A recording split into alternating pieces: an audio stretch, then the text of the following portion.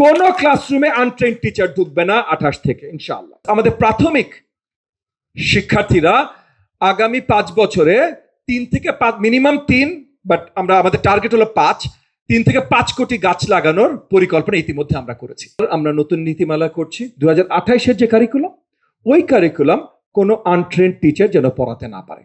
এবং হাততালিকা এক সেকেন্ড, আমি খুব খুশি আপনারা এখন সব সহজে হাততালি দিচ্ছেন, I am very happy. But additional point হলো, এটা শুধু সরকারি প্রাথমিকের জন্য না, সকল প্রাথমিক, kindergarten, private, Bangla medium, English medium, কোনো ক্লাসরুমে আনট্রেন্ড টিচার ঢুকবে না 28 থেকে ইনশাআল্লাহ। সেটার কাজ আমরা করছি এবং তার জন্য যেন ওই টাইমলাইনের ভিতরে এত লক্ষ লক্ষ টিচারকে কোনো লেভেল অফ ট্রেনিং দেওয়া যায়। এগেন, আমাদের যে 10 মাসের ট্রেনিং আছে, এটা আমরা 7 লাখ প্লাস দিতে পারবো না, এটা সম্ভবই না। সো কি লেভেলে দেওয়া যায় সেটা নিয়ে ইতিমধ্যে ন্যাপ পুরোপুরিভাবে কাজ করছে। তারা ইতিমধ্যে কয়েকটা ইনিশিয়াল রিপোর্ট প্রদান করেছেন মন্ত্রণালয়ে, আমরা সেগুলো যাচাই বাছাই করছি এবং এরপর আরো ডেভেলপমেন্ট আমরা করতে পারি। বাট আমরা ওই রাস্তায় যাচ্ছি যে ফ্রম 2028 কোনো প্রাথমিক ক্লাসরুমে বা প্রাথমিক ক্লাসরুমে জিরো ট্রেনিং এর কোনো টিচার ঢুকবে না, এবং মিনিমাম ট্রেনিং কি সেগুলো আমরা নির্ধারণ করে দেবো। এবং সেই জায়গাগুলোতে আমরা এককভাবে সরকারি পর্যায়ে যে করছি তা না, করছে সরকার, কিন্তু সবার কনসালটেশনে করছি। সো আমরা অ্যাডভাইজারি প্যানেল বানিয়ে দিয়েছি, private Bangla medium school, private English medium school, private kindergarten, এদের সবাইকে নিয়ে অ্যাডভাইজারি মাল্টিপল প্যানেলস বানিয়ে দিয়েছি যে তাদের যেন ইনপুট থাকে যে আমরা কিভাবে জিনিসগুলো ডেভেলপ করছি। কারণ বাস্তবিক হতে হবে, কারণ আমরা চাই এমন জিনিস করতে যেগুলো ইমপ্লিমেন্ট করা যায়। হাফিজুর ভাই বলেছেন ক্লাইমেট চেঞ্জ ট্রেনিং, এগুলো আমরা ইতিমধ্যে আমাদের মাননীয় প্রধানমন্ত্রী যেটা আমাদেরকে যেভাবে আমাদেরকে ডিরেক্ট করেছেন এবং যেটা আসলেই বাস্তবিক আমাদের দেশের দরকার, আমরা প্রাথমিক শিক্ষা 2 দিকে ফোকাস করতে চাই। একটা হলো ফাউন্ডেশনাল লার্নিং, যেটা ইতিমধ্যে এনসিটিবির কারিকুলামে আছে। অন্যটা যে নাই তা না, কিন্তু ওটা আরো বড়ভাবে করতে চাই, সেটা হলো value based training. So moral values, family values, religious values, ethical values, value based training.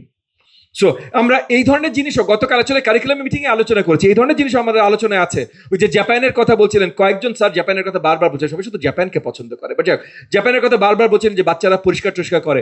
এই জিনিসগুলো আমাদের কারিকুলামে কি হয়, কারিকুলামে as in that's part of what they do, ক্লাসে লেসনে টাইম থাকবে আলাদা করে এই জিনিসগুলো কিভাবে ঢুকানো আছে সেগুলো নিয়েও কারিকুলাম যে কমিটি করা হয়েছে তাদেরকে ইনস্ট্রাকশন ইতিমধ্যে দেওয়া হয়েছে। সো ইনশাআল্লাহ a lot of this is coming soon। আর একই সাথে ক্লাইমেট চেঞ্জের জন্য আমরা জাস্ট আমাদের প্রাথমিক শিক্ষার্থীরা আগামী 5 বছরে 3 থেকে 5 মিনিমাম 3, বাট আমাদের টার্গেট হলো 3 থেকে 5 কোটি গাছ লাগানোর পরিকল্পনা ইতিমধ্যে আমরা করেছি। গাছ ভালো জিনিস, এটাতে তালি দেওয়া যায়। নন ইনভার্টার এসির দামে ঘরে আনুন বিদ্যুৎ সাশ্রয়ী ইনভার্টার এসি। এখন 1.5 ton my one inverter AC মাত্র 48,900 টাকা পাওয়া যাচ্ছে মিনিস্টার শোরুমে। ইকবাল স্যার, ইউনিসেফের ইকবাল স্যার বলেছেন pre service in service training নিয়ে ইতিমধ্যে কথা বলেছি। Low returns from pre primary, এটা বলেছেন। হ্যাঁ, low returns from pre primary obviously, কারণ আমরা কারিকুলাম ওভাবে ডিজাইন করিনি। আমাদের ক্লাসরুমটা প্লে বেসড ক্লাসরুম না, নতুন ডিজাইনগুলো আমরা সেটা আনতে চাই। আমি জানি গতকাল আমাদের সাথে যারা বসেছিলেন, আগামী দিনে এনসিটিবিও, আমরা সকলে মিলে ভালোভাবে এই জিনিসগুলো করতে সক্ষম হব। এবং আজকে এখানে যারা উপস্থিত আছেন, আপনাদেরকে অনুরোধ জানাই, কোনো কিছু কেউ একা করতে পারে না। বেনাইছে একা, আই মিন আমার মন্ত্রণালয়, আমরা একা করতে পারবো না। আপনারা সকলে, ইউনিসেফ যারা আছেন, AIUB, আপনার আসানিয়া মিশন, হুএভারস হিয়ার, আপনারা যেভাবে সহযোগিতা করতে পারেন প্লিজ আপনারা সহযোগিতা করেন। আমরা ইনক্লুসিভ ভাবেই সবকিছু তৈরি করতে চাই। সো আমরা আপনাদেরকে বাইরে রেখে না। That's one of the main reasons এই ধরনের সেমিনারে আমাকে যখন দাওয়াত দেন আমি আসি, যেন আমি আপনাদেরকে শুনতে পারি, প্লাস আপনাদেরকে দাওয়াতও দিতে পারি এবং আপনাদেরও আরো ভালোভাবে জানাতে পারি যে আসলে কোন জায়গায় আমরা আছি, কিভাবে আছি। আমাদের সরকার জবাবদিহিতার সরকার, জনগণের সরকার, এখানে কোনো লুকোচুরি নাই।